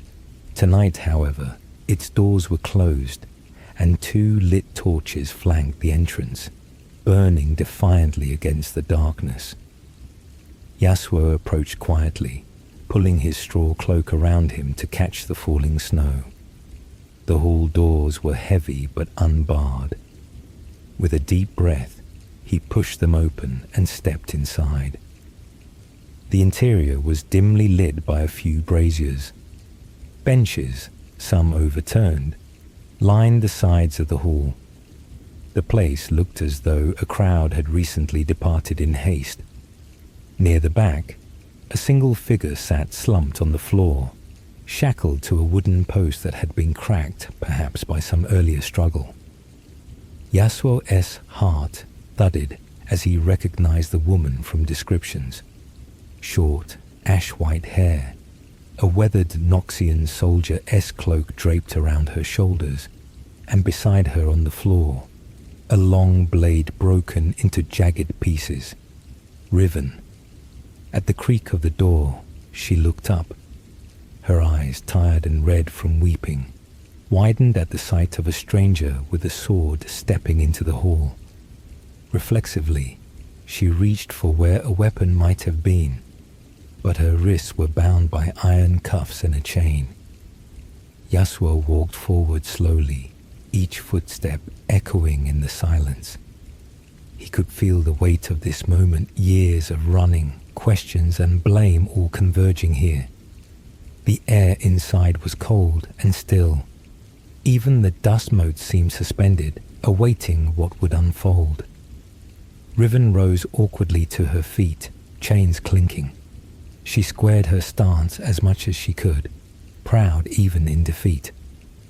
"Have you come to deliver justice?" she asked quietly. There was no malice in her tone, only resignation. Yasuo did not answer immediately. His eyes drifted to the broken sword pieces at her feet. By the flickering firelight, he saw the faint runes along the metal and the dull gleam of a once formidable weapon now shattered. A memory stirred. The fragment he'd found on the battlefield, etched with similar runes. His hand went to the pouch at his belt, and he produced that shard he had carried all this way. At the sight of it, Riven inhaled sharply. Yasuo tossed the shard. It clattered at her feet, reuniting with its other pieces after a long journey. "Something of yours?" he said at last, voice low. Riven looked from the shard to Yasuo. Understanding dawned in her expression. "So, you re him, the apprentice?" Her voice was gentle, tinged with sorrow. "Yasuo." He nodded, fingers brushing the hilt of his sword. "And you are the one accused of killing Elder Suma." Riven closed her eyes briefly, pain flitting across her face. "Accused. "And guilty," she replied. "I confess to it." Her shoulders sagged as she admitted it, as if a weight pressed down. A hot surge of emotion welled within Yasuo's chest. This was the moment he had imagined countless times on lonely nights, confronting the murderer of his master. He had pictured drawing his blade and avenging Suma's death in one swift strike. But now, standing before Riven, things did not seem so black and white. He saw not a heartless killer, but a young woman utterly broken by guilt, perhaps as broken as he was. Still, the anger and hurt demanded a voice. "Why?" Yasuo asked, stepping closer. His hand trembled on his sword. "Why did you do it?" Riven opened her eyes and met his gaze. In them, Yasuo saw tears reflecting the faint firelight. "I wish I had an answer that would give you peace," she said hoarsely. "The truth is, I never meant to. I didn't even know her breath hitched. All I remember is begging him for help. I wanted to be free of that blade-esque curse. I wanted to atone for the things I'd done in the war. He tried to help me." Her eyes dropped to the pieces of her sword. One boot lightly nudged the largest chunk on the ground. That sword was imbued with Noxian sorcery. We attempted to destroy it. Something went terribly wrong. She swallowed, tears spilling over now. The blast, it was so fast. When I realized Elder Suma was already... Her voice broke completely. Yasuo felt as if the ground shifted beneath him. The hall seemed to spin. Suma died trying to help this woman. He thought of his gentle master facing a desperate former enemy, and how characteristic it was that Suma would try to save even a Noxian from her own burden. And in doing so, he'd lost his life. Yasuo's throat constricted. Outside, the wind picked up, whistling through a crack in the wall. Riven sank back to her knees, head bowed in shame. "I killed him," she whispered, almost to herself. "Maybe not with intent, but he is dead, and it was my fault. They all died because of me." She looked around the empty hall, perhaps recalling the villagers who had come to watch her trial that day, each of them bearing scars of the war she had been part of. "I thought giving myself up would, I don't know, balance the scales somehow." Yasuo's mind flashed through the events as she described them, aligning them with what he had seen. The unnatural devastation on the battlefield, the stray shard of her blade. It all fit. She wasn't lying, her eyes held the raw honesty of someone who fully expects punishment and will not flee from it. Yet, Yasuo's own anger had nowhere to go now. The person he had expected to hate was already drowning in remorse. Killing her would not bring Suma back, nor would it heal either of their souls. But still, there was something fierce that needed resolution. He drew his sword with a steely hiss. Riven looked up but did not flinch. Perhaps she even welcomed it.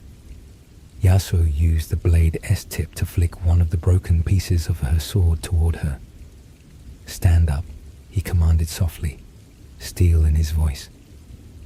She hesitated, shackles rattling as she struggled to her feet again. Yasuo kicked another piece of her sword closer. "Take your weapon," he growled. Riven shook her head slowly, pale hair falling over one eye. "There's no point. My fighting days are done. If you mean to kill me, then do it." Yasuo's jaw clenched. He felt a rise of frustration that she would surrender so easily, that she denied him even the anger of a proper duel. In a sudden motion, he surged forward and slashed at the chain connecting her cuffs. His blade was so sharp and the strike so precise that the chain split in two with a loud snap, freeing her hands, though the iron circlets remained around her wrists. Riven gasped, stumbling back a step, rubbing her chafed wrists in disbelief. Yasuo stepped back and leveled his blade at her. "I didn't come here to murder a bound prisoner," he said. "I came for the truth, and I have it now." His eyes burned. "But I also swore to avenge my master. So defend yourself, Riven." She stared at him, then slowly bent to pick up the largest piece of her shattered sword, a segment about 2/3 the blade's length, still sheathed in its battered leather scabbard. The runic inscriptions on it glinted ominously. Her movements were sluggish, like someone moving through a nightmare.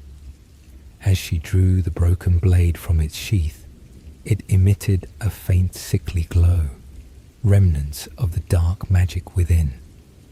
They squared off amid the silence of the hall, two figures surrounded by ghostly shadows cast by the brazier flames. For a long moment, neither moved. Yasuo could hear both their breaths, his steady but tense, hers quickened with apprehension. Suddenly, a scraping sound came from a dark corner of the hall. Yasuo's ear caught it, and he spared a quick glance.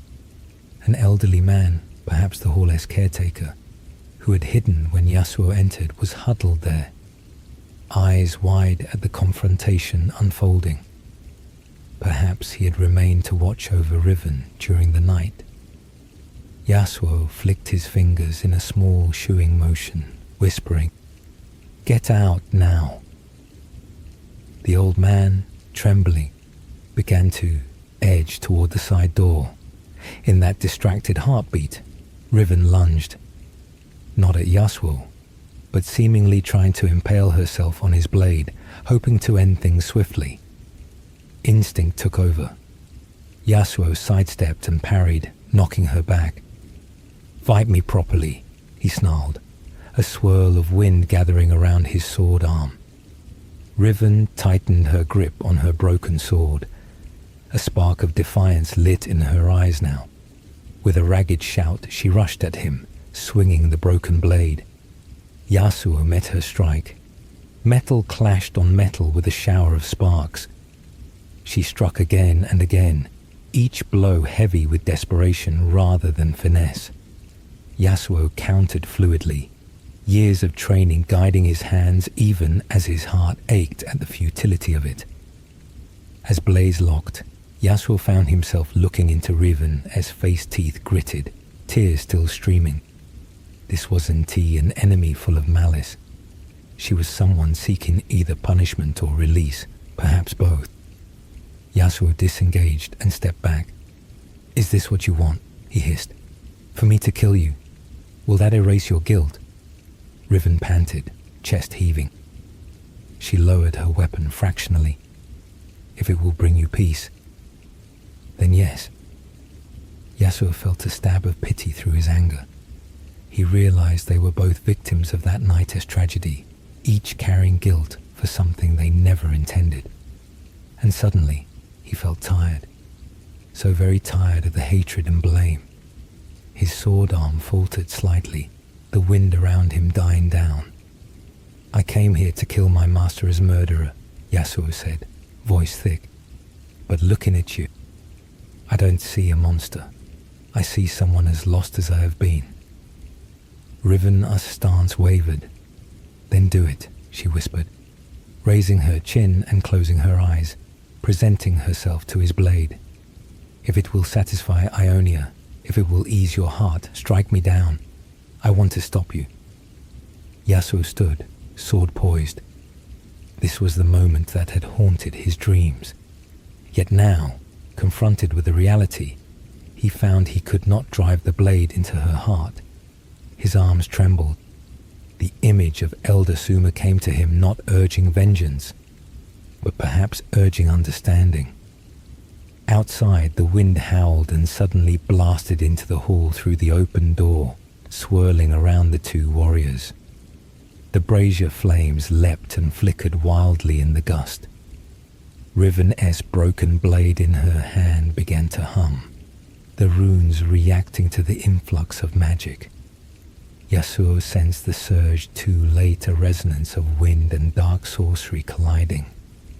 With a crackling sound, Riven's sword discharged a burst of energy.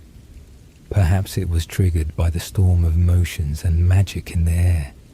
A fierce, green-tinged gust of force exploded outward from the broken blade.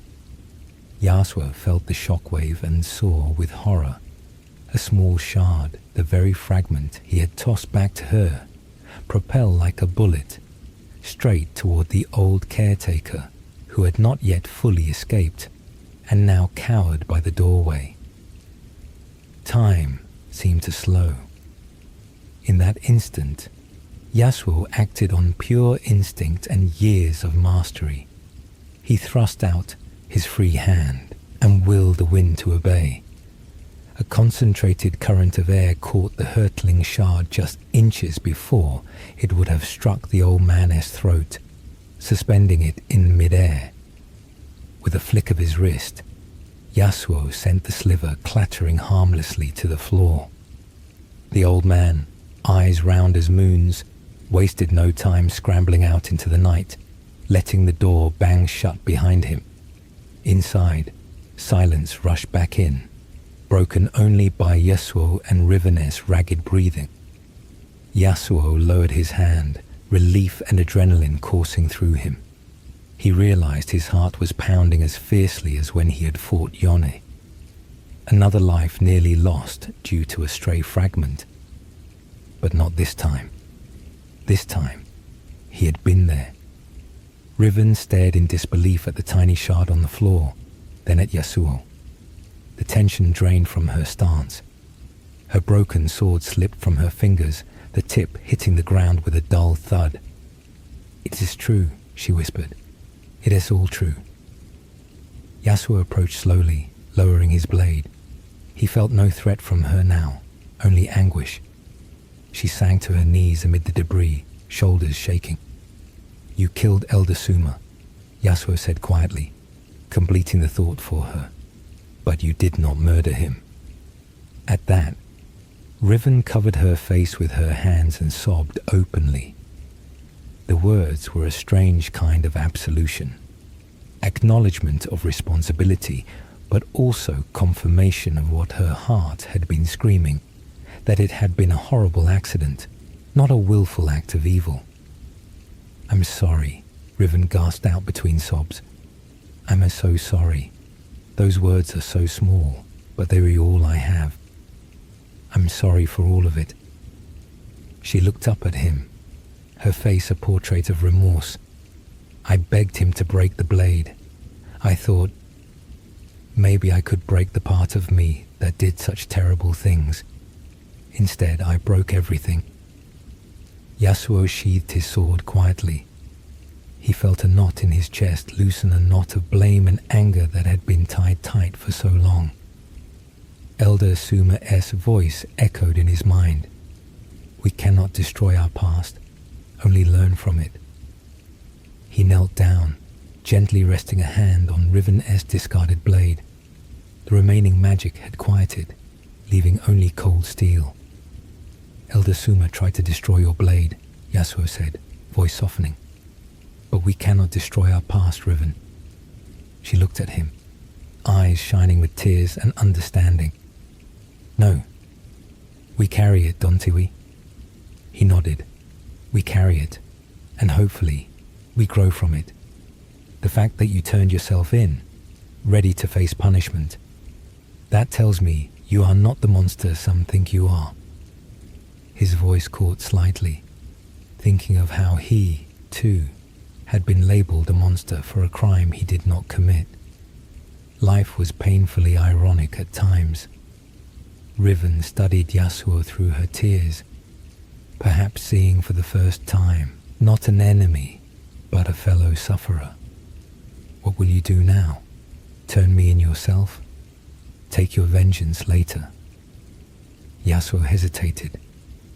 Duty and personal desire had warred in him for so long, but perhaps finally they were in harmony. "Don't seek vengeance anymore," he said slowly. "Justice will run its course here without my blade. The people of this village, they will decide how you atone. and it seems they have chosen mercy." He tilted his head toward the door, recalling snatches of conversation he had overheard upon arriving, that the magistrates favored hard labor and reparations over execution. Riven bowed her head. "I will accept whatever sentence they give. I want to rebuild what I can, even if it takes my lifetime." For the first time, Yasuo managed a faint smile at her. In that moment, he respected her resolve. "Perhaps that is the better path," he agreed quietly. "To plant gardens where war once scorched the earth, to help lives rather than take them. It is what Elder Suma would have wanted, I think." A creaking of the main door interrupted them. The village magistrate, a stern, falcon-eyed woman, stepped inside accompanied by 2 guards. They must have been alerted by the caretaker, or simply concerned by the earlier magical surge. The guards moved to flank Yasuo and Riven warily, not sure what to make of the scene before them. The Noxian prisoner unchained, and the wanted fugitive swordsman kneeling next to her. The magistrate raised a hand, staying her guards. She looked at Yasuo directly, her gaze piercing but not unkind. "I recall you from the war," she said. "Yasuo, the wind technique apprentice." Yasuo tensed but nodded slightly. The woman's eyes flicked to Riven, then the shattered blade, then back to Yasuo. "Taking responsibility is the first step to atonement, Yasuo," she said evenly, surprising him with the use of his name and an almost gentle tone. Yasuo felt as if she could see straight through him, see the weight he bore. Her next words echoed through the hall. "The next step is forgiving yourself." Yasuo opened his mouth, but no words came. Forgive himself. The concept was as distant and foreign as the stars beyond the clouds. He glanced at Riven, who was watching him intently, her expression one of empathetic encouragement. And he thought of his brother Yone's final, unfinished plea, of Talia's hopeful eyes as she left, of Elder Suma's serene teachings. All had pointed toward this moment. He lowered his head. "I don't know if I can," he whispered, so softly only he could hear. The magistrate regarded him for a long moment, then gave a single nod, as though acknowledging a silent conversation. "That is for you to discover," she said quietly. Turning sharply, she gestured to the guards. "Rebind the prisoner gently. She will see out her sentence as decreed at dawn." The guards, with far more respect than before, helped Riven to her feet and clasped a fresh chain to her shackles. Riven did not resist. As they led her out, she cast one last look back at Yasuo. "Thank you," she mouthed, unshed tears in her eyes. Tears not of sorrow this time, but of something like hope. Yasuo stood alone in the council hall, as Riven was escorted to whatever modest freedom she had earned in this land. Freedom to work and rebuild, not to wander and hide. The magistrate paused by the door, studying Yasuo once more. "Your name will be cleared in our records," she said. "We know now you were not the cause of your master's death." A faint sigh escaped her. But names and reputations matter little compared to what lies in here. She lightly touched her chest, above the heart. It was an unexpectedly compassionate gesture. Yasuo bowed his head in gratitude. "Thank you," he replied. The magistrate gave a final nod and exited, closing the great wooden doors behind her with a thud that echoed through the empty hall. Silence settled. Yasuo realized he was trembling all over. The truth was out. He was, in the eyes of justice, absolved of the crime that had ruined his life. Yet, as he pressed a hand over his heart, he knew the final verdict there had yet to be reached. He stepped outside into the cold dawn air. Pale light was just creeping over the eastern horizon, pushing away the night's darkness. Snow-covered rooftops of the village glistened in a subtle pink glow. The storm had passed, leaving the morning calm and crisp. Villagers were beginning to gather, hushed and curious, around the square outside the hall. They watched as Riven was taken away, not to an execution, but to begin working in the fields under guard a punishment of restitution, not death. Some looked relieved, others simply thoughtful. Among them, Yasuo glimpsed the old caretaker alive and well, his expression a mix of fear and gratitude as he caught Yasuo's eye and gave a trembling nod. No one moved to accost Yasuo. Perhaps word had already spread that he was innocent of Suma's murder. Perhaps the spectacle of what happened in the hall convinced them that justice had been resolved this night. Or maybe the villagers were simply more concerned with their own lives now. Yasuo pulled up the hood of his cloak and walked through the square. People parted quietly to let the stranger through. A few murmured snippets reached his ears. The wind swordsman, cleared of the crime. It was the Noxian woman after all, but not by malice. Maybe the spirits will be appeased now. He left the village behind as the sun broke fully over the horizon, casting long rays over the frosted fields.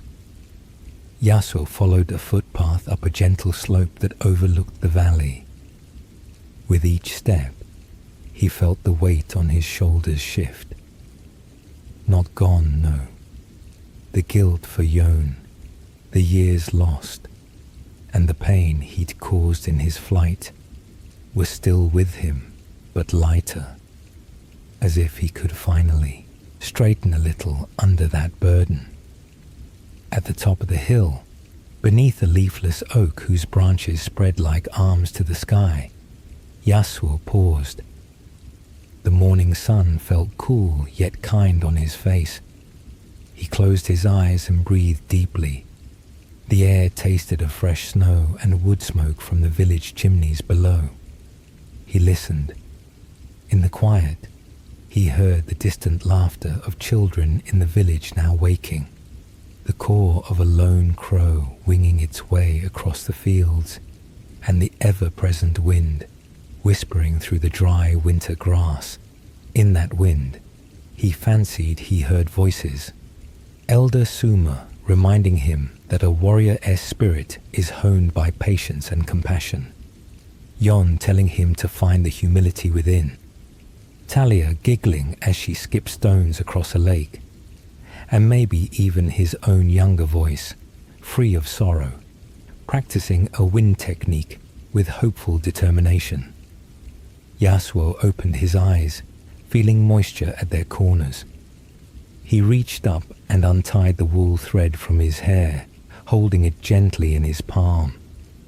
The thread Talia gave him was warm from where it had rested against his head. With a small smile, he retied it this time around the guard of his sword, just above the hilt. A reminder of friendship, of teaching, of the good he could do. He knew he would continue to wander. It was the only life he knew now. But perhaps not aimlessly. Perhaps he would roam until he found places that needed help, quiet wrongs that needed righting, or simply to see the world with the eyes of one who has been given a second chance. Yasuo took one last look down at the village, where, for the first time in so long, his name had not been reviled. Then he turned his gaze westward, where distant mountains met the sky. His feet instinctively found the path forward. As he started walking, the wind picked up ever so slightly at his back, almost playfully, as if urging him on to whatever new chapter awaited. Yasuo took comfort in that familiar presence. "The wind will guide me," he murmured, recalling the old Ionian saying. His journey was far from over. There were scars to heal, within and without. He might never fully forgive himself for Yone or for leaving that night of the invasion. But perhaps, one day, he would come closer to the peace that Elder Suma and the magistrate wished for him. For now, as the wandering swordsman set off into the morning light, he carried hope in his heart like a fragile candle sheltered against the breeze. And in time, with each gentle night and each new dawn, he believed that even the fiercest storm within him would calm, and forgiveness like a seed planted in winter would bloom softly in the spring to come.